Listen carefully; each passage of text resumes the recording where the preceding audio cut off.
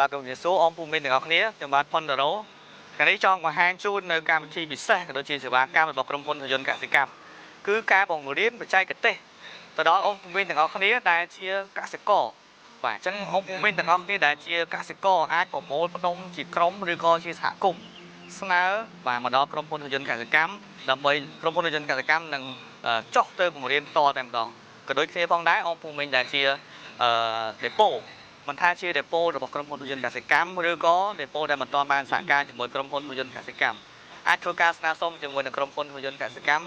ចុះមកចែករំលែកនៅបច្ចេកទេសក្នុងការធ្វើដំណាំកសិកម្មគ្រប់ប្រភេទ